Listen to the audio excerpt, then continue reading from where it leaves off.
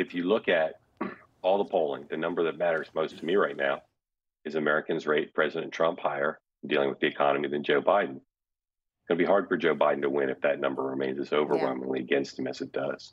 Yeah, absolutely. Yeah, Rick, a new Emerson poll showing that former President Trump leading Biden 47% to 43%. That's in a one-on-one matchup, a reversal from last year's polling that we saw. So with all of the problems here at home and abroad, because there's a lot of those too, do you see President Biden having any real ammunition against former President Trump on the campaign trail? At this moment, no, but obviously we have a year left, a little over a year in the campaign, so anything can happen. I think polls are great. They're snapshots in time of where we are. They show trends. They show issues of importance. But by all means, as you just stated, last year, the numbers were completely reversed. So that could certainly change again. It doesn't look like that's going to be the case. No president has ever won re-election with an disapproval rating of under 40%, which is where Biden is now. The last two were Herbert Walker Bush and Jimmy Carter. They both lost, and that's exactly the trend that Biden is hanging on now. But as you said, we're doing head-to-head polls. This is an interesting race because we may have up to 4 independents in this race, which would obviously change the polling dynamic that we're seeing right now. Yeah. Well, to Rick's point, Mark, according to the same Emerson poll, with third-party and independent candidates RFK Jr., Cornel West, and Jill Stein at the moment added to the ballot, Trump's support decreases 5% to 42%. Biden decreases 7 points to 36% among voters.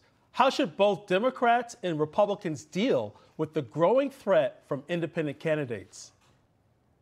Well, the ones on the left, like Cornel West and Jill Stein, are going to hurt Joe Biden if they're on the ballot. I think everybody needs to be cautious about assuming which candidates are going to be actually on the general election ballot. Getting on the ballot, if you're not a Democrat or Republican, is tough. And I remain pretty skeptical that those other folks, with the exception of Jill Stein, who's got the Green Party line, are going to be able to find their way onto the ballot with enough signature gathering. Yeah, Rick, while I have you here, we've been seeing a lot of popularity growing for Nikki Haley with Republican voters. Do you see her being a threat at all to Donald Trump in 2024? Look, I think she's out there. She's starting to message on some important points to Republicans.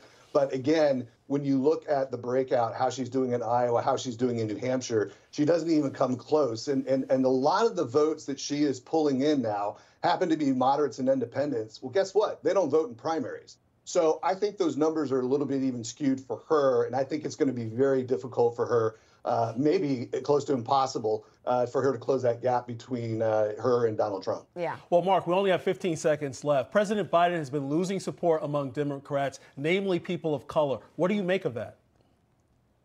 A lot of unhappiness with Joe Biden, regardless of what race you are. And I think one of his many challenges is figuring out how to get enough support from traditional Democratic voters. And that's one area that's right now really vexing them.